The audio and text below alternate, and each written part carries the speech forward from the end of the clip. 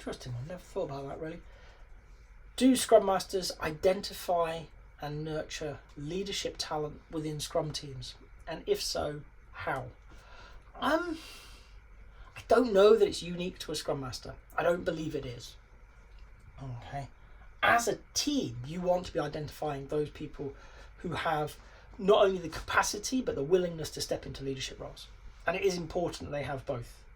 Willingness but no capacities, a recipe for disaster, and capacity but no willingness is a sentence you don't want to have. Okay? So as a team, we've got to recognise this, give people opportunities. Can they explore the space? Do they want to? One of the things that comes to mind for me is a team that I worked with quite a while ago now, and as part of the team formation, I asked them what they wanted to achieve from working in the team. And it was all done anonymously and as safely as we could in the environment we were.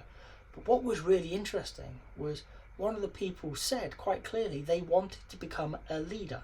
They wanted to be a lead developer, as it turned out, which was an advancement in their career. And we had a lead developer in the team, somebody who could have seen that as a challenge. But actually, they didn't see it as a challenge. There was an open call to the team and just saying, look, let's explore it. How do we support you? You want to step up. You want to take these opportunities on. Right? And the team lead and I sat down with that person. We said, okay, what do you think's involved? And we worked together to identify what they could do today, where the gaps were in their knowledge, in their experience, and how we could go about closing those gaps. It actually worked incredibly well because the current team lead was also looking at career progression. They could then give over the work that the team member could do perfectly well. They were good at their job. They absolutely had the potential to be a great leader in every sense of the word. But they needed to grow into that role. So there were opportunities. Some of them were quite mundane. There was just the boring stuff that came with the job that they took on. They learned how to do it. They got good at it. And as they got good at that, they took on more of the role. And while they were doing this, the person who was in a leadership role was doing other more experienced work, potentially more valuable work to the whole team, freeing up that person to be available.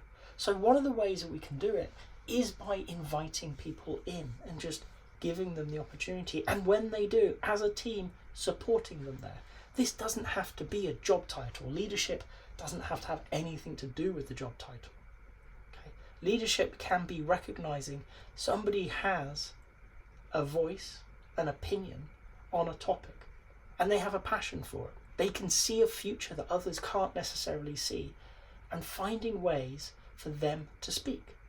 How do we bring them out of their shell if they're quieter? How do we dampen down their voice if they're too loud for the team? Not in a doing to way, but working with them, talking to them. For me, my favourite tool is, unsurprisingly, coaching.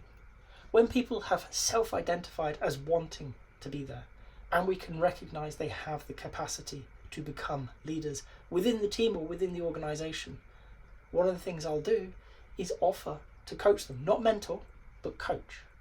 Sit down with them and help them get clear on what leader means to them, what leadership is, how they intend to turn up, what good looks like, how they will know that they're becoming better, and what they can do to move that forwards.